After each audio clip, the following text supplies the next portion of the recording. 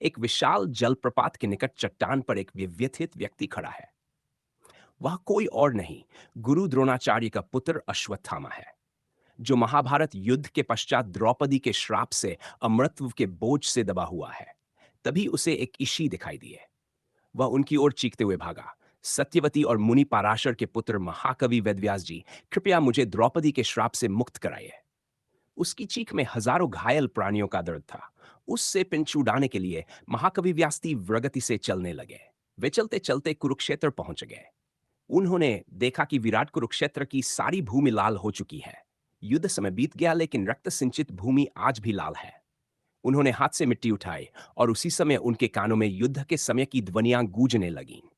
उन्होंने देखा कि एक किसान हल चला रहा है और धरती से टूटे हुए अस्त्र बाहर निकल रहे हैं, साथ ही साथ मानव हड्डियां भी निकल रही हैं। किसान हताश हो गया।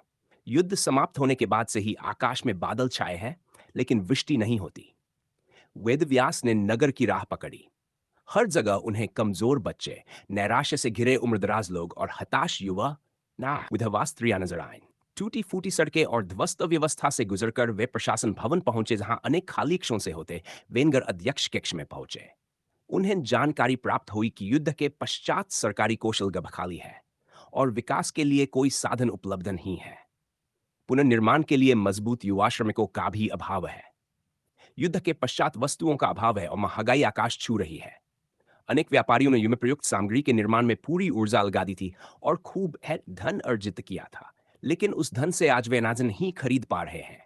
अब उस धन का उनके लिए कोई उपयोग नहीं है। वेदव्यास गंगा के तट पर पहुंचे।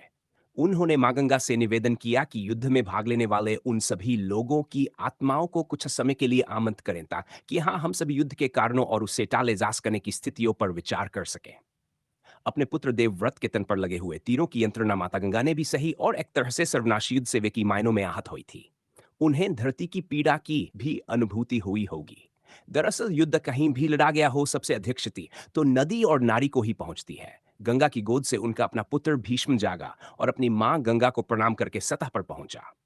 इसके बाद एक एक करके सभी योद्धा, युधिष्ठिर, भीम, दुर्योधन, विदुर, श्री कृष्ण, शकुनी आदि तथा द्रौपदी, कुंती, गांधारी, मर्यादा आदि भी उपस्थित हुई।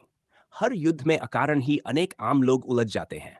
उन्हें हानि भी सहनी पड़ती है, इसलिए वे भी इस जत्थे का भाग बन गए। वेदव्यास ने कहा कि युद्ध के पश्चात चहु और अशांति और नैराश्य छाया है। शवदाह के लिए अनेक वृक्ष काट दिए हैं। प्राकृतिक संतुलन भंग हो चुका है, जिसके कारण अतुओं का चक्र बदल गया है। अनेक नई व्याधियों का जन्म हुआ है। जड़ी बूटियां उपलब्ध नहीं है। जीवन की साधारण व्यवस्था का भी लोप हुआ है। साधनों के अभाव से भी अधिक अभाव इच्छा शक्ति का हुआ है।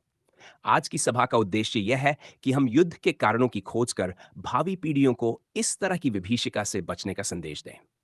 सबसे पहले कुंती और गांधारी बताएं। कुंती, मुझे लगता है कि पिता के जन्मांध होने और माता गांधारी द्वारा अंधत्व ओढ़ना ही युद्ध का मुख्य कारण है। उन्होंने मार्ग से भटके हुए अपने पुत्र दुर्योधन की गलती को अनदेखा किया। कुंती ने हमेशा अपने पहले पुत्र कर्ण के जन्म की बात छुपाई। अगर वह पहले उजागर कर दी तो युद्ध नहीं होता। मेरे पुत्र ने कर्ण की अपराजेय शक्ति के आधार पर पांडवों को लकारा था। गांधारी ने उत्तर न देकर प्रत्यारोप किया। तभी द्रौपदी की नजर एक महिला पर पड़ी जो स्वयं को छुपाने का प्रयास कर रही थी।